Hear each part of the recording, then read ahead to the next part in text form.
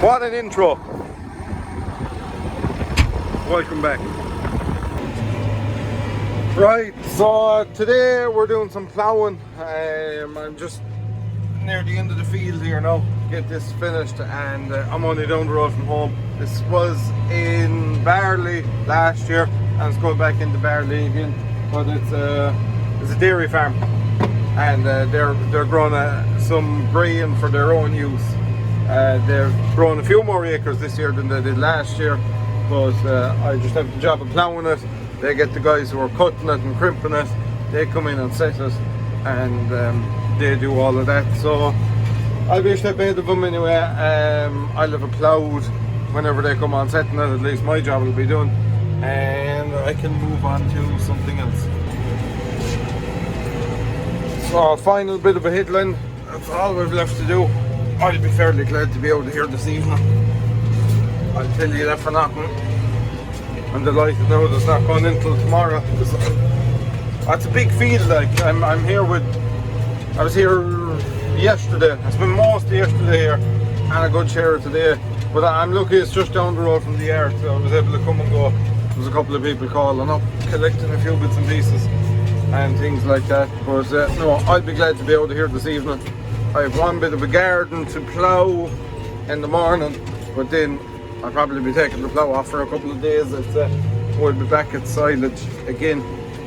We have a small bit done. You'll have seen a tiny bit of this in the intro, but other than that, no big pressure on at silage or anything like that. Our case is back, our little one, the 110. Lovely tractor, jeez, I missed it now. Lovely tractor to drive and use and everything. It was on rental there for the winter, and it was on a diet feeder, but they're such capable yoke. Like, I mean, this is ploughing away, ploughed all this, and ploughed a bit of hilly ground as well with a 4x4 reversible plough for a 110 horsepower tractor. It's pretty good going in my book. But yeah, it does works very well indeed. There's a few new machines up in the yard as well, not mine now, not for personal use, for resale. So we'll give a walk around them and we'll give a look at them. I hope to tackle up to one of them. If there's a tractor above, the whatever's on it is easy to take off. So I want to take a few photos of it and get it ready for advertising. So we'll see how this evening is going. Maybe we will do that, maybe we won't, I don't know, but we'll see when we get up there. We'll show you guys what they are anyway and see what you think of them. So first off, we have this Vicon mower. It's a 10-foot mounted conditioner mower. Lovely mower. I actually used it the other day. Fine yoke, going very well and in very good order and all that. But this is now actually sold. So it's sold today. But like I say, when I used it, it was a lovely machine to use. A unique feature in the Vicons is they have 3 blades per disc, and I think the idea of that is you can run at a bit lower RPM instead of, you can run them at about 800, I think, that way, instead of flat out at 1000.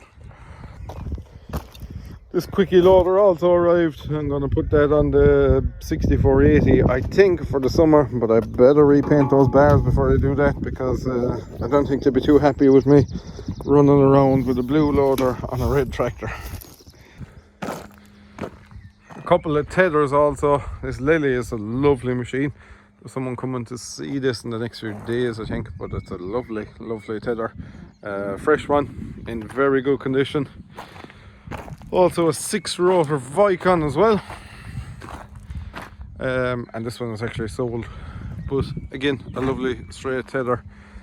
Needed tyres. All but one tyre was just completely and utterly rotten on it, so we put new tyres on it.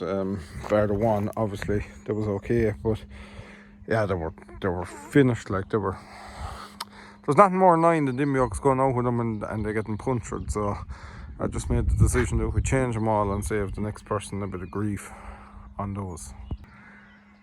And again, another Vicon, but this time an 8-rotor one. Nice machine. I need to pull it out. I've seen it, I've seen it before today, but I haven't folded it out and checked everything and see if there's a wear anywhere or what way she is. So need to do that. I intended on doing it this evening, but Sunday evening.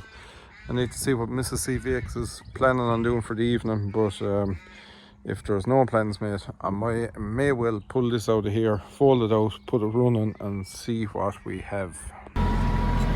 So we're hooked up now. I'm just going to fold it out here and see what the story is with it.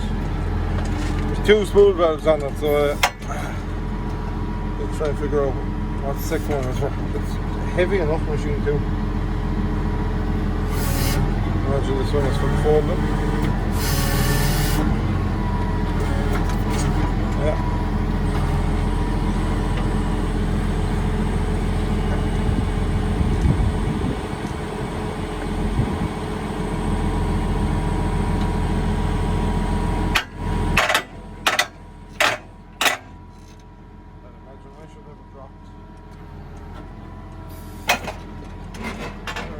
We're standing at the back of this one. I have, but never checked that.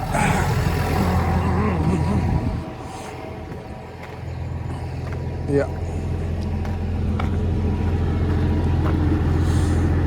Oh, that's what the second ram is for, or the second set of hoses. So you pull that, and then you pull your spool valve, and what that'll do is that goes along to each wheel, and that'll steer it for going around your headland. I'll show you how that works. It's actually very, very similar to how the Krone is done. Let's just see, it's a...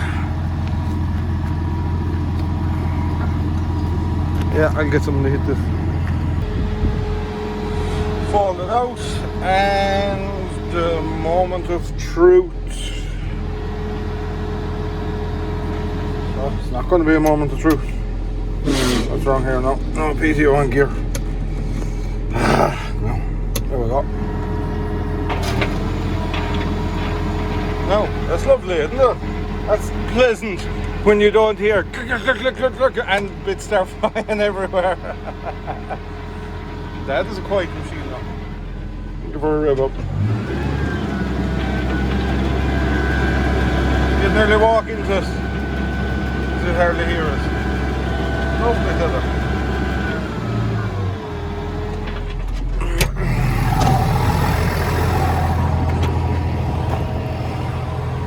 Tires are good as well. Fair big tires under the centre of her too. I wonder why that is, because you wouldn't say it's carrying any extra weight while you're in the field. You need to be careful here now, it's something I shouldn't do, but anyway, we're safe enough, all our guards are intact. So I have this rope here, and basically when you pull that rope, it allows this linkage to shoot across. And when that linkage shoots across, it'll turn every wheel. So it's connected to every rotor, so it turns every wheel. When you're going along the headland, you can set her that the tether will actually be running along the field like this angle I'm holding the camera at here, so it throws the stuff inwards.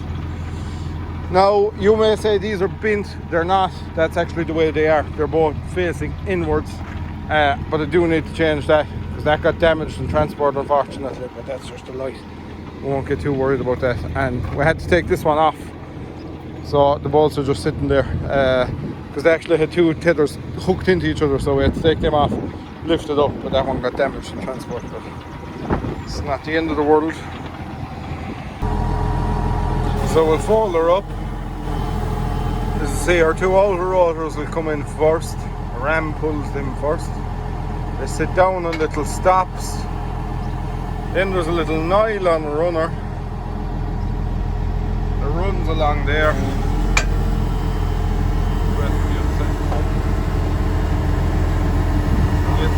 Nylon runner sit down. Runs along there.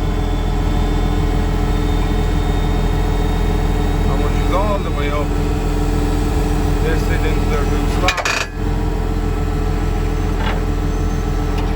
And that stops it from flopping around and the 2 of them hitting each other.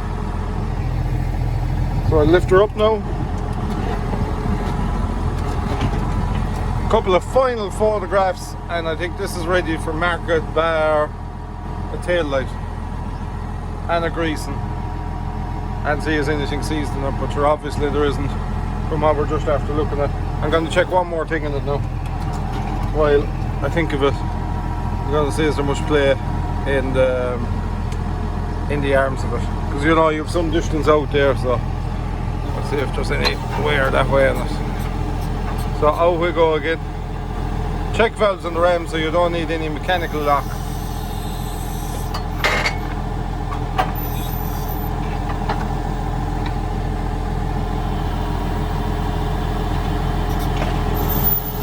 No. I want to grab it here and see if there's going to be wear here. No. I'm moving the whole lot, like, look. When I move it, it's moving over at the other side as well. No. That's very tight. Very, very tight indeed. That's a good result. Good purchase. Good machine for somebody. This is a 9 meter, so this will catch 4 10-foot rows comfortably. Yeah, 4 10-foot rows. So yeah, if you're interested in it, hit me up in the comments. Like I said, that'll be fixed. We'll check her for our oil there. We'll grease her all. We'll make sure all them bushings are taking grease. All our knuckles are okay. But I would have heard them banging there if any of these things were. So you can see the last fella wasn't shy with the grease gun either. So that's always a good sign. When I went to see this, it was on a little 856 International. There's a couple of times, but again, they'll be replaced. Very little backlash in the gears of it. Nice machine. So that's me. I'm back.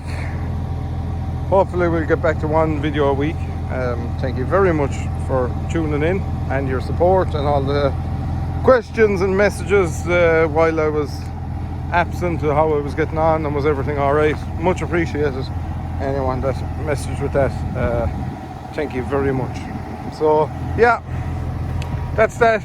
Leave your feedback in the comments below and we'll have a chat with you all.